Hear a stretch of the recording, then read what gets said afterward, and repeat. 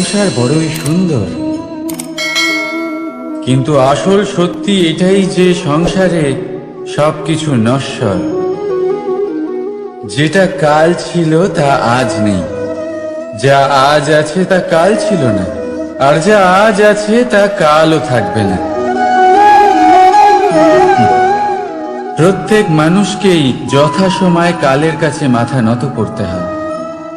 এই রূপের বিনাশ করে বার্ধক্য, প্রাণের বিনাশ করে মৃত্যু, আলস্য, ঈর্ষা ধর্মের বিনাশ করে, আর ক্রোধ বিনাশ করে সম্পর্কে। কিন্তু এরকম একটা অনুভূতি আছে যা একাই সমস্ত গুণ বিনাশ করতে সক্ষম হয়, আর সেটা হলো অহংকার। তাই জ্ঞানকে নিজের কাছে আসতে দিন, কিন্তু অহংকারকে কখনোই নয়। কারণ যদি এই অহংকার আপনার কাছে চলে আসে, তাহলে জীবনে যা কিছু আপনি অর্জন করেছেন, তা সে গুণ হোক বা হোক ধন, সে বন্ধু হোক বা হোক আনন্দ, সব কিছু শেষ হয়ে যায়। রাধা রাধা। এই পাথর দেখতে পাচ্ছেন আপনি? কত গোল, কতটা চকচকে। বাচ্চাদের অনেক সময় এটা নিয়ে খেলতে ভালো লাগে, আর কেনই বা লাগবে না? কতটা সুন্দর আর মসৃণ এটা। কিন্তু আপনি কি কখনো ভেবে দেখেছেন এই পাথর আগে কি ছিল? কোনো বিশাল আকার পর্বত, কোনো বিশাল আকার পাথরের একটা বড় ভেঙে যাওয়া অংশ বিশেষ, যেটা কোনোভাবে নদীতে পড়ে নদীর ধারার সাথে বইতে থাকলো, মাটির সাথে ঘর্ষণ হলো, বালির কণার সাথে ঘর্ষণ হতে থাকলো, আর তারপর ধীরে ধীরে এই আকার পেল। এবার আমরাও এই পাথরের মতোই। তাই মনে রাখবেন, আপনার ব্যক্তিত্ব, আপনার এই স্বরূপ ঈশ্বরের দেওয়া কখনোই না। হ্যাঁ, প্রকৃতি অবশ্যই আপনাকে জন্ম দিয়েছেন, কিন্তু আপনি নিজে নিজের ব্যক্তিত্বের রচয়িতা, আর আপনি তা রচনা করেন কঠিন পরিস্থিতির মুখোমুখি হয়ে, সংকটের ধারা পার করে। তাই আপনিও এই পাথরের মতো নিরন্তর চেষ্টা করতে থাকুন, নিজের অস্তিত্ব বজায় রাখুন, এই অস্তিত্বকে মহান করতে থাকুন, আর আমার সাথে ভালোবেসে বলুন রাধা রাধা।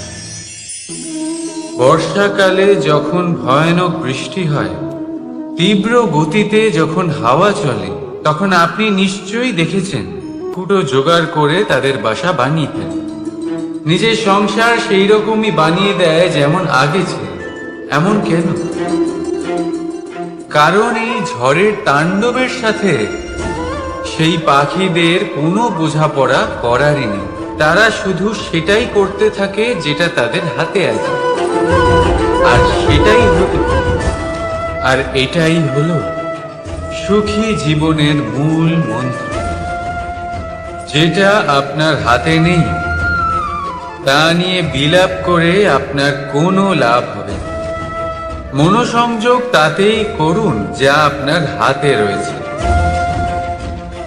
যা বদলে গেছে তাকে আপনি আবার বদলাতে পারবেন না, কিন্তু যা আপনি বদলাতে পারবেন তাতে মনোসংযোগ করুন। এই জীবনে একটু ধনাত্মক হয়ে উঠুন, দেখবেন সব শুভ হবে।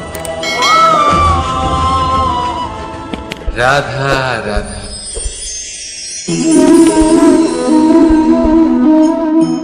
ছোটবেলায় একটা জিনিস আমি কখনো বুঝে উঠতে পারিনি। আমি সবসময় আশ্চর্য হয়ে থাকতাম যে এটা কি করে সম্ভব হতে পারে। ব্যাপারটা ছিল এরকম, আমি আমাদের গোয়াল ঘরে দেখতাম ভিন্ন ভিন্ন রং রূপের গাভী। কারোর রং কালো তো কারোর রং সাদা, কেউ খয়েরি তো কারোর রং বাদামি। এবার আমি দেখতাম কারোর কারোর শিং বড়, তো কারোর এত ছোট যে দেখাই যায় না।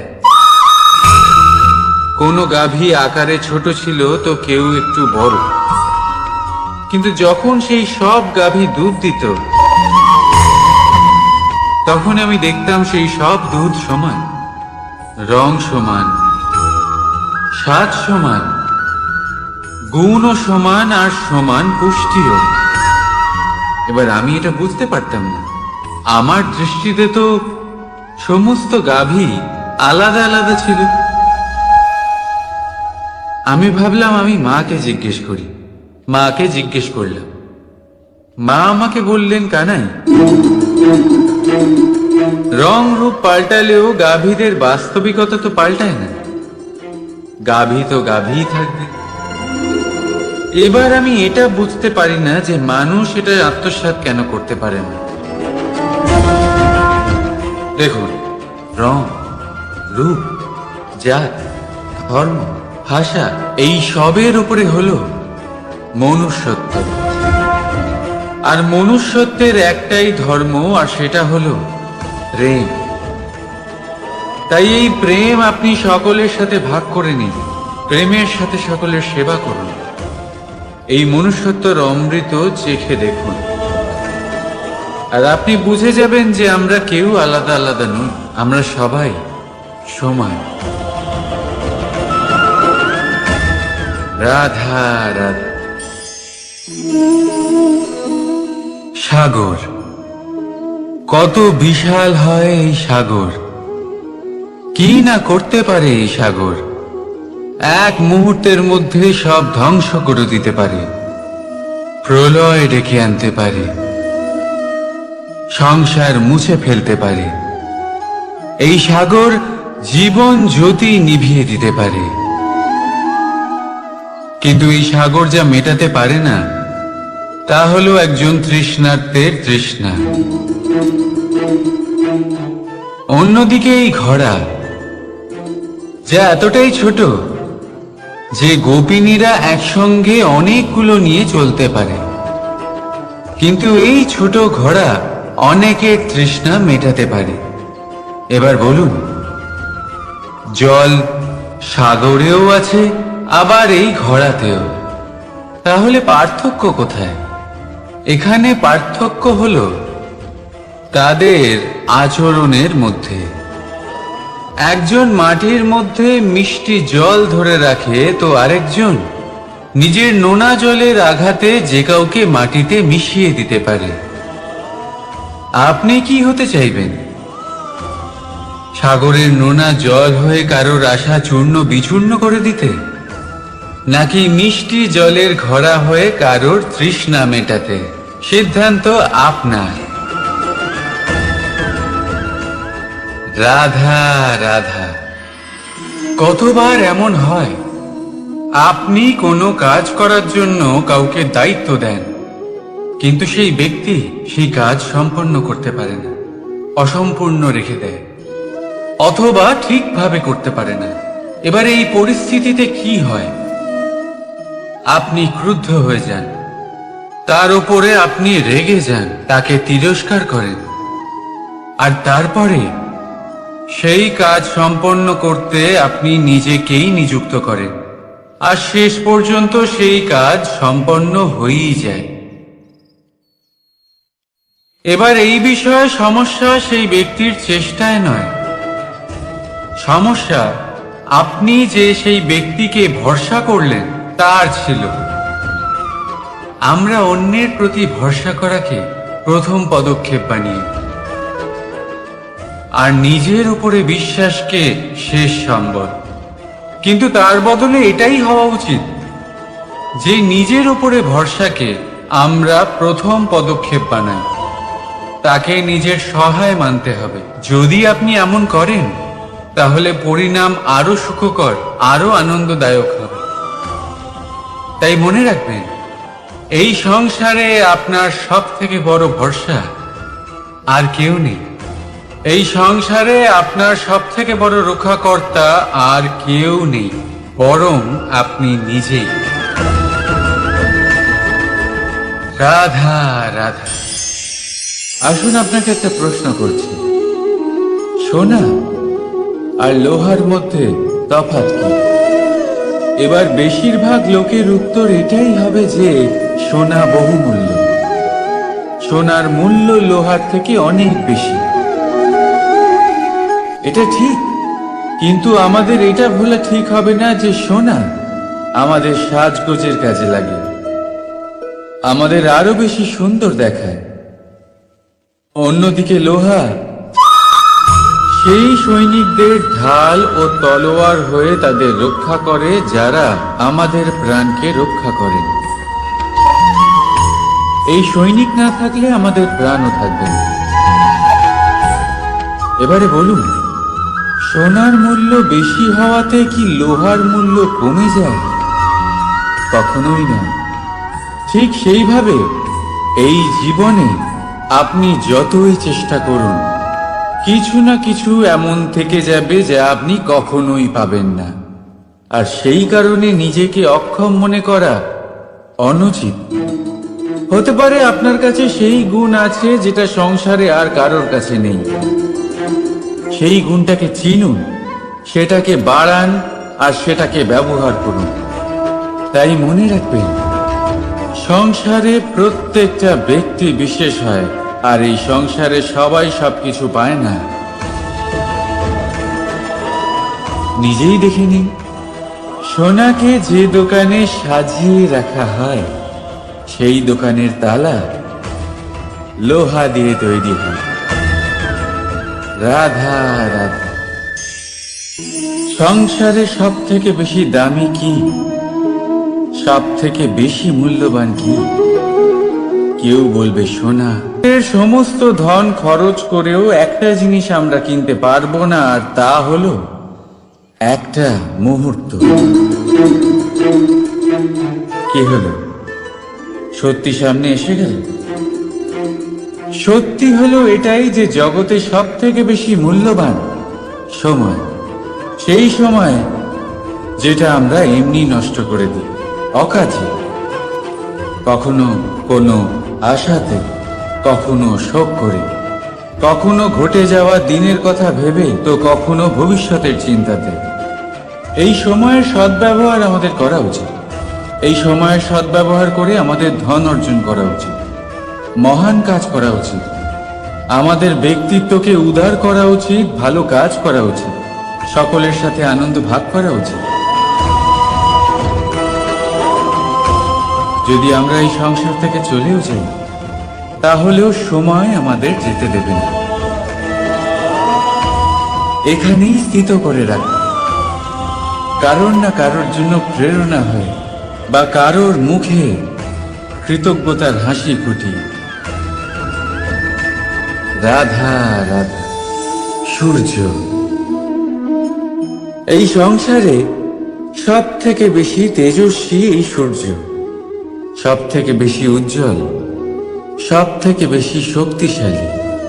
কিন্তু আপনি কি কখনো সূর্যোদয় দেখেছেন? এই শক্তিশালী সূর্য কিভাবে উদয় হয়? লাল রঙের আভার সাথে, সৌম্যতার সাথে, শান্তির সাথে উদয় হয়। কখনো সূর্যাস্ত দেখেছেন? সেই লাল রঙের আভা, সেই সৌম্যতা, সেই একই শান্তি। আর এটাই একজন মহান ব্যক্তিত্বের গুণ। যখন জীবনে উত্থান ঘটে তখনও অহংকার করেন না, সৌম্যতা বজায় রাখেন। আবার যখন জীবনে ক্ষতি হয় তখনও সৌম্যতা বজায় রাখেন। যদি আপনিও চান সূর্যের মতো আপনি সম্মান পাবেন, তাহলে সূর্যের মতন হন। যখন জীবনে আনন্দ আসে, কুশল আসে, তখন সীমা লঙ্ঘন করবেন না। যখন জীবনে দুঃখ আসে, কষ্ট আসে, বিনাশের পথে অগ্রসর হবেন না। সৌম্য থাকুন, শান্ত থাকুন, সূর্যের মতো চকচক করতে থাকুন। কারণ সব মুহূর্তের মতোই এটাও একটা মুহূর্ত।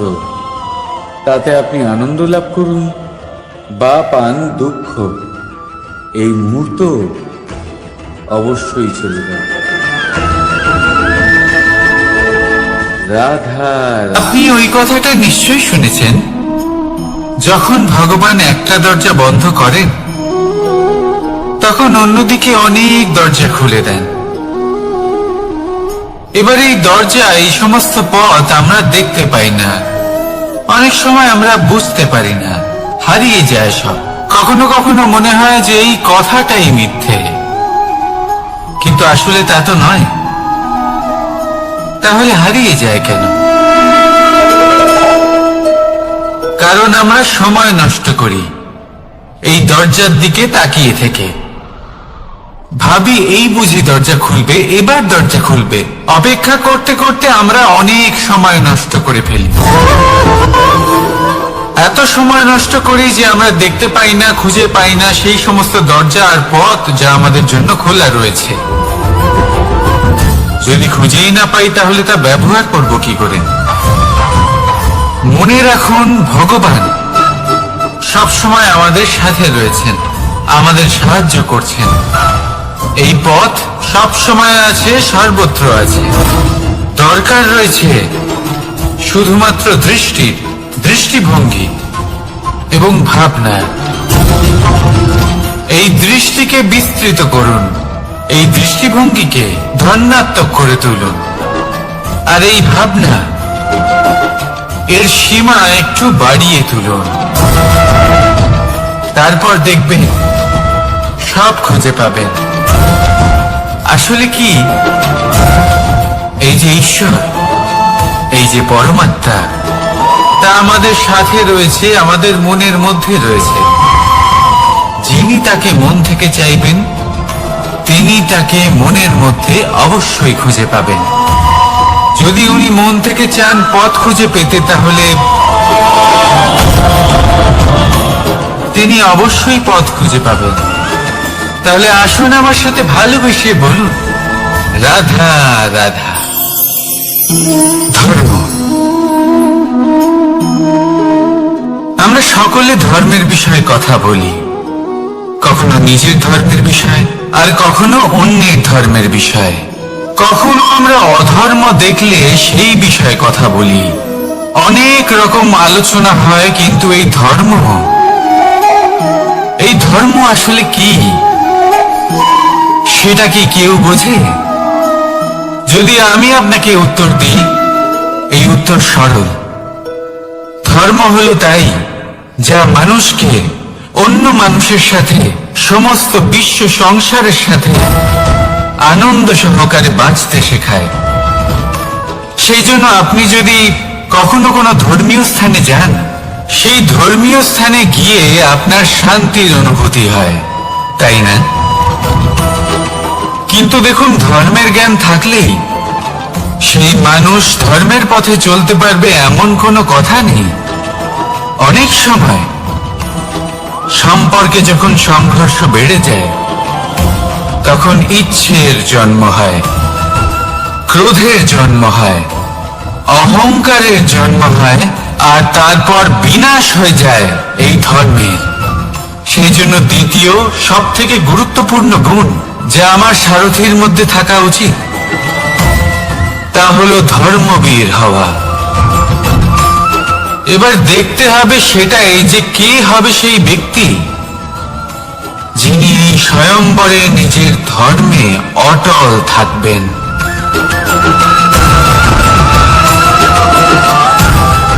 কারণ সেই ব্যক্তি এই সংসার থেকে সরে এসে ধর্মের পুনঃস্থাপনের এই মহাকার্যে আমার সারথি হতে পারবেন। তাহলে আসুন আমার সাথে ভালোবেসে বলুন, রাধা রাধা। কর্ম, ধর্ম, জ্ঞান, এই তিন স্তরে অনেক মানুষ পৌঁছতে পারেন। অনেকে এই পরীক্ষা দিয়ে তাতে উত্তীর্ণ হয়ে যেতে পারেন, কিন্তু শিখরে পৌঁছে শাসন তিনিই করতে পারেন যার কাছে এই চতুর্থ গুণটিও থাকে, সমর্পণ। অত্যন্ত গুরুত্বপূর্ণ একটা গুণ এটা। এই সমর্পণ আসলে অত্যন্ত গুরুত্বপূর্ণ, পূর্ণ সমর্পণ দরকার নিজের লক্ষ্যের প্রতি, সমর্পণ নিজের কর্তব্যের প্রতি, সমর্পণ নিজের আত্মার থেকে নির্গত স্বরের প্রতি, সমর্পণ নিজের রথের প্রতি, অর্থাৎ আমার প্রতি। এবার এই পরীক্ষায় অত্যন্ত কঠিন এক বাঁক আসতে চলেছে, যেখানে সারথীকে সমর্পণের নিরিখে পরীক্ষা করা হবে, আর তাতে উত্তীর্ণ হওয়ার পরেই তার হাতে ধর্ম স্থাপনের রথের রাশ তুলে দেওয়া হবে।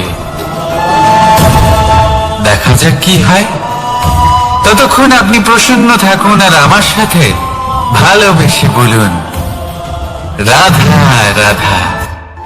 মানুষ তার জীবনে শিক্ষা এবং প্রেম এই দুই লাভ করে তার মাতা, পিতা এবং গুরুর কাছ থেকে। কিন্তু মানুষ সব থেকে বেশি ভালোবাসে নিজের মাতাকে, কারণ মাতা খুব নির্মল চিত্তে ভালোবাসে, শান্ত মনে আমাদের অন্তরে শক্তির সঞ্চার করে থাকেন, আমাদের উৎসাহ দেন, বলশালী করে তোলেন। ব্যাপারটা কিন্তু এমন নয় যে আমরা নিজেদের বাবা বা গুরুকে ভালোবাসি না, তাদেরকেও আমরা অত্যন্ত ভালোবাসি, শুধু ওনাদের কঠোর ব্যবহার দেখলে আমরা একটু ভয় পেয়ে যাই। এবার ওনাদের এই কঠোর ব্যবহার আমাদের ভালো না লাগলেও অত্যন্ত আবশ্যক, কারণ মাতার থেকে আমরা যে শক্তি লাভ করি তা যেন নিয়ন্ত্রণ হারিয়ে বিধ্বংসী না হয়ে ওঠে, আমরা যেন কোনো কুপথে না চলে যাই, আমরা কখনো যেন দোষ না করে ফেলি। শুধু সেই জন্য পিতা এবং গুরু একটু কঠোর হয়ে ওঠেন, এবং ওনাদের এই কঠোর আচরণ ভবিষ্যতে গিয়ে আমরা অবশ্যই বুঝতে পারি।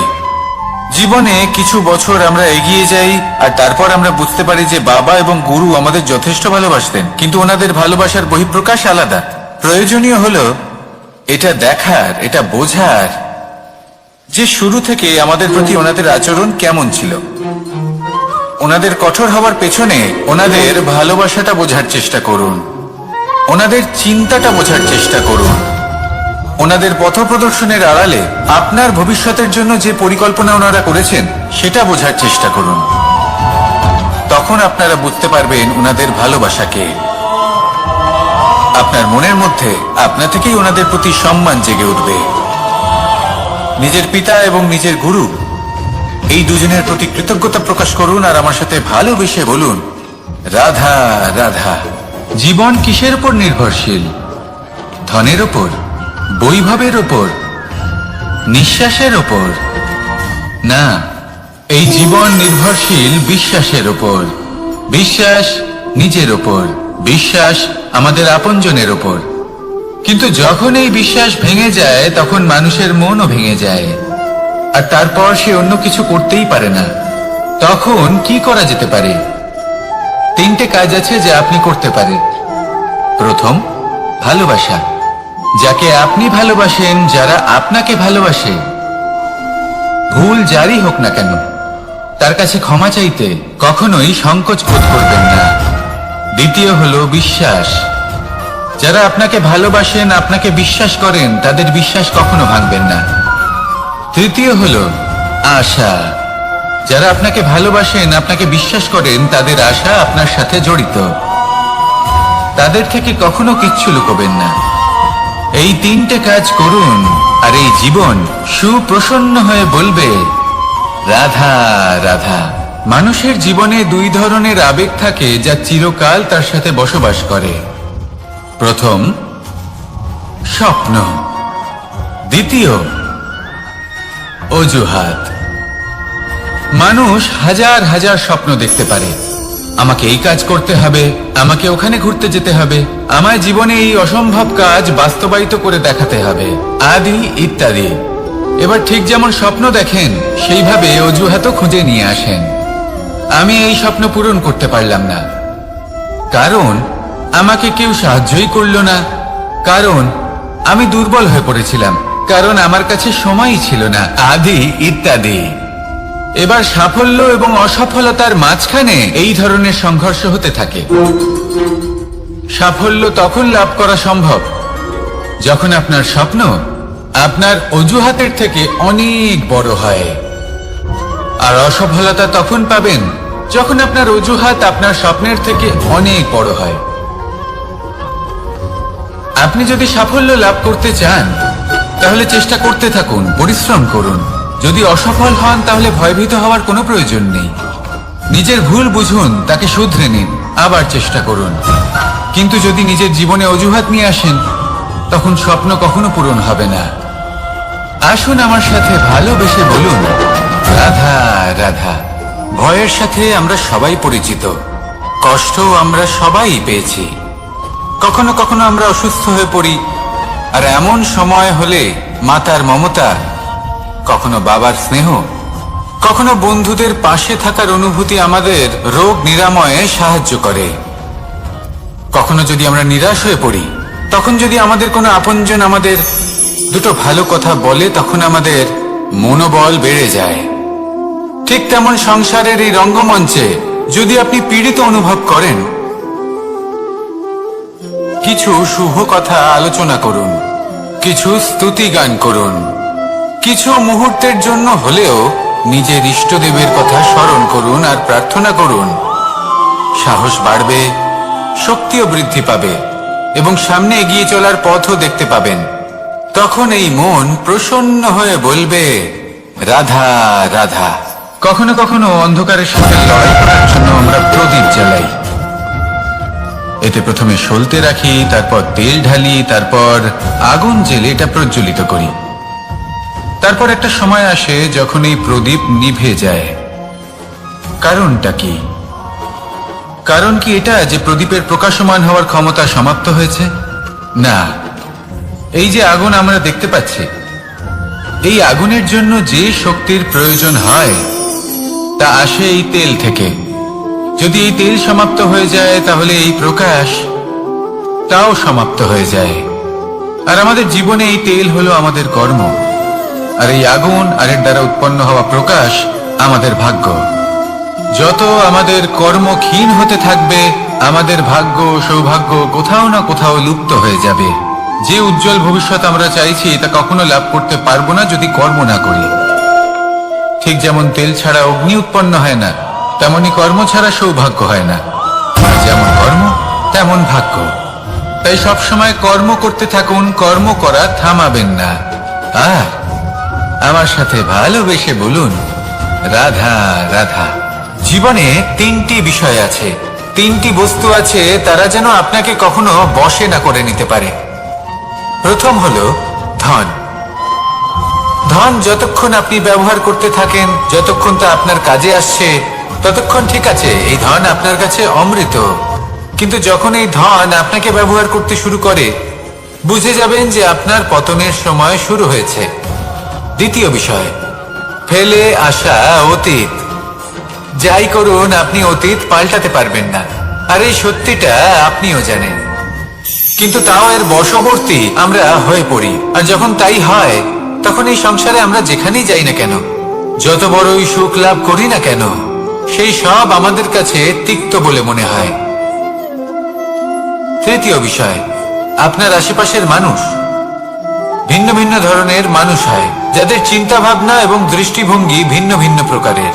যদি এদের বশবর্তী আপনি হয়ে পড়েন, তাহলে কেউ বলবে এটা করো, এটা ভালো। কেউ বলবে এটা করো না, ওটা করো, ওটা ভালো কাজ।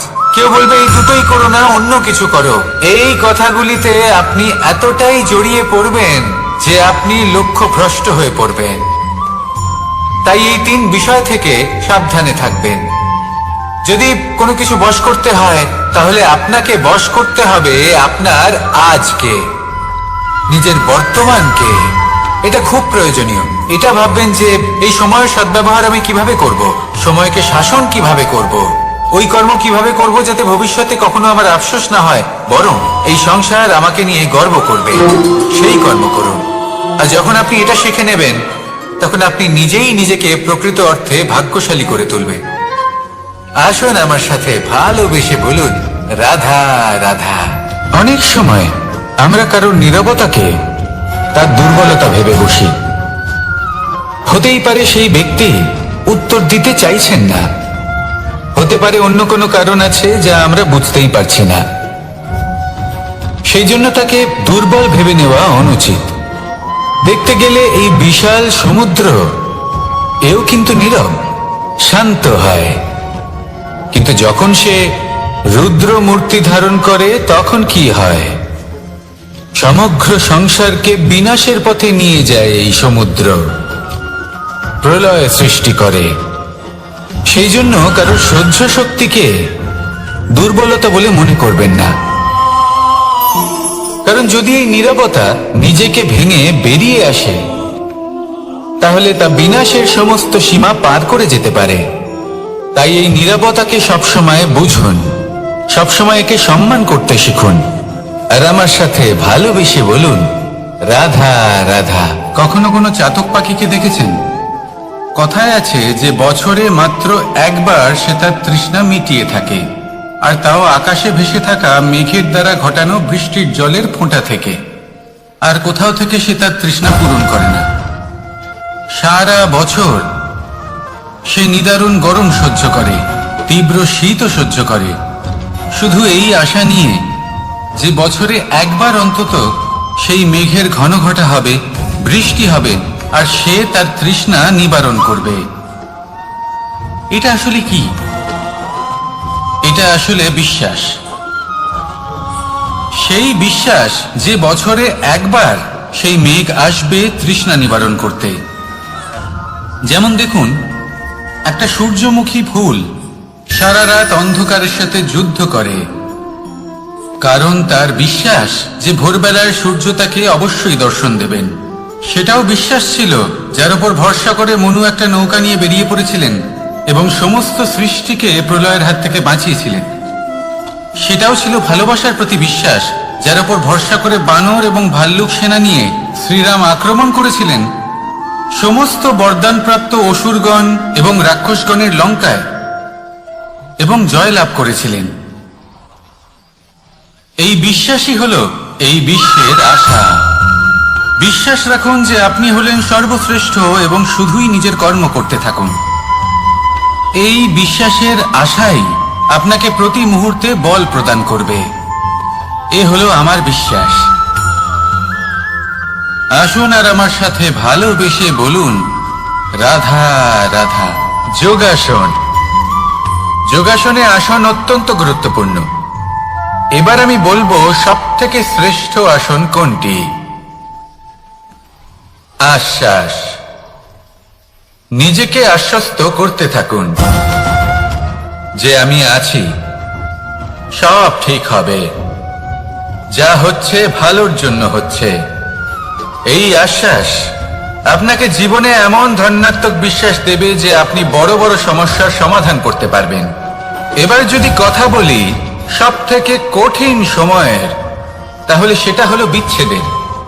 যা মা সীতাকে সহ্য করতে হয়েছে শ্রীরামের জন্য, রাধা কৃষ্ণকেও সহ্য করতে হয়েছে। যে ব্যক্তি বিচ্ছেদের সময় সঠিক পথে চলে এসেছে সে জীবনে অনেক শ্রেষ্ঠ স্থানে অবশ্যই পৌঁছতে পারবে। এবার যদি কথা বলি সব থেকে জরুরি এবং গুরুত্বপূর্ণ সময়ের, তাহলে সেটা হলো সংযোগ। সকলকে সাহায্য করতে থাকুন। আপনি অন্যদের সাহায্য করে তাদের যত আনন্দ দিতে পারবেন ততটাই আনন্দ আপনারও জীবনে অবশ্যই আসবে। আসুন আর আমার সাথে ভালোবেসে বলুন, রাধা রাধা। সংসারে সকলে উঁচুতে উঠতে চায়, কেউ নত হতে চায় না। সবাই এটা মনে করে যে নত হওয়ার অর্থ হলো তাদের আত্মসম্মান এবং অহংবোধের বিরুদ্ধাচরণ করা।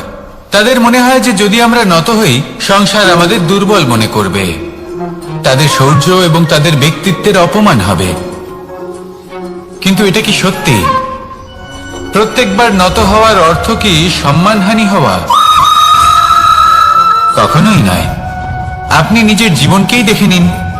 আপনার কোনো অমূল্য জিনিস যদি নিচে পড়ে যায় তাহলে তাকে কিভাবে তোলেন?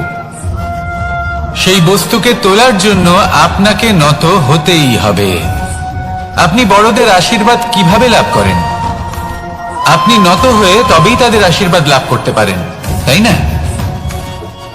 ভেবে দেখুন, আপনি একটা পথে হাঁটছেন, আপনি দেখতে চাইছেন যে আপনি সঠিক পথে হাঁটছেন কিনা, পায়ের নিচে কাঁটা পড়ে আছে কিনা। কিভাবে দেখবেন? আপনাকে সেই মাথা নত করেই দেখতে হবে এর অর্থ কি? অর্থ খুব সহজ। প্রত্যেকবার নত হওয়া অনুচিত নয়, সেটা কোনোভাবেই সম্মানহানি নয়। পরিস্থিতি অনুসারে এবং যেখানে প্রয়োজন আপনি নত হতে শিখে গেলে আপনি অনেক কিছুই লাভ করতে পারবেন। জ্ঞান, মান, গুণ, বিশ্বাস। সেই জন্য প্রয়োজন এবং পরিস্থিতি অনুসারে নত হতে শিখুন, এতে অনুচিত কিছুই নেই। আত্মসম্মান থাকা অত্যন্ত প্রয়োজনীয়, কিন্তু তা যেন কখনো অহংকারে পরিণত না হয়। এই বিষয়ে অবশ্যই নজর রাখবেন এবং আমার সাথে ভালোবেসে বলবেন, রাধা রাধা। আমাদের জীবনে অনেক ধরনের ব্যক্তি এসে থাকেন। কেউ কেউ আমাদের সাথে থেকে যান, কেউ আমাদের থেকে দূরে চলে যান। কেউ ভালো মানুষ হন, কেউ খারাপ মানুষ। কিন্তু আমরা সবসময় সেই সময়টাকে নিয়ে দুঃখ প্রকাশ করি যখন আমাদের জীবনে কোনো খারাপ ব্যক্তি প্রবেশ করেন। তারা আমাদের খারাপ অনুভূতি দেন, দুঃখ দেন, কষ্ট দেন।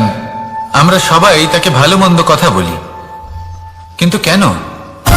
এমন বিভিন্ন ধরনের মানুষ, খারাপ মানুষ, ভালো মানুষ সবার জীবনেই আসেন এবং সকলকেই একটা অমূল্য শিক্ষা দান করে যান।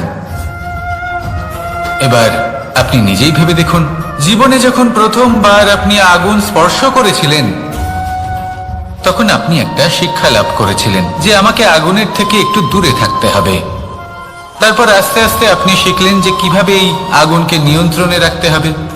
তারপর আপনি শিখলেন যে কিভাবে নিজের জীবনে তাকে প্রয়োগ করতে হবে, তা সে অন্ধকারে প্রকাশ লাভ করার জন্য হোক বা খাবার বানানোর জন্য।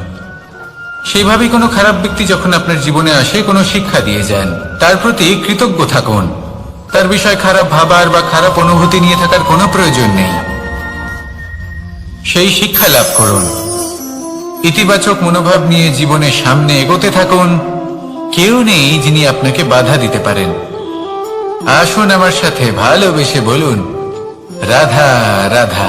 অনেক সময় আমরা জীবনে অনেক মানুষকে এমন বলতে শুনে থাকি যে আমি অসফল হয়েছি কারণ আমার সময় ভালো যাচ্ছিল না। আমি এই জিনিসটা লাভ করতে চাইছিলাম কিন্তু করতে পারলাম না কারণ আমার সময়টা ভালো যাচ্ছিল না। আমি আমার জীবনে ওই মহান কাজটা করতে চাইছিলাম কিন্তু করতে পারলাম না। কেন? কারণ আমার সময়টা ভালো যাচ্ছিল না। কিন্তু যে মুহূর্তে ভালো সময় আমার জীবনে আসবে আমি সব কিছু প্রাপ্ত করব। এমন প্রায় প্রত্যেকেই বলেন। আসুন একটা কথা বোঝা যাক। একজন মালিকে দেখুন, সে প্রত্যেক দিন গাছের সেবা করে, তাকে জল দেয়, তার যত্ন আত্তি করে। কেন? প্রত্যেক দিন সেই গাছ ফল দেয় না। সঠিক সময় এলে তবেই সেই গাছ ফল দেয়, কিন্তু প্রত্যেক দিন মালি তার সেবা করে, তাকে যত্ন করে। শুধুমাত্র তখন করে না যখন সেই গাছ ফল দিতে সক্ষম। আর যদি মালি গাছের যত্ন প্রতিদিন না করে তাহলে হয়তো সেই গাছ ফল দিতেই পারবে না। এটাই হলো আমাদের জন্য একটা শিক্ষা। যখন সময় আমাদের জন্য অপেক্ষা করে না তখন আপনি সময়ের জন্য কেন অপেক্ষা করছেন? ভালো সময়ের জন্য অপেক্ষা করবেন না। ভালো এবং শুভ কর্ম দ্বারা ভালো সময়কে নিজের কাছে টেনে আনুন। নিরন্তর কর্ম করুন, পরিশ্রম করতে থাকুন। শুভ সময় আপনা থেকেই আপনার কাছে আসবে। আসুন আমার সাথে ভালোবেসে বলুন, রাধা রাধা।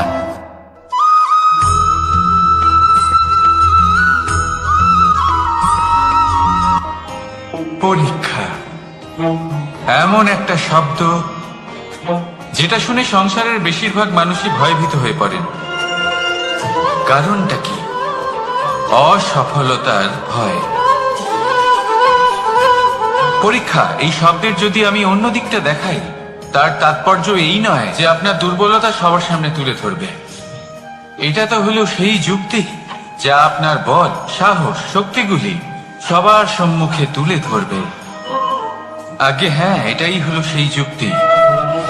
আপনি নিজেই কখনো দেখবেন পরীক্ষার সময় আপনার অন্তরের অনেক গুণ বাইরে বেরিয়ে আসে। এমন কোন শক্তির উদ্ভব হয় যার বিষয়ে আপনি নিজেও জানতেন না, ঠিক কিনা? তাই এই পরীক্ষাকে কখনো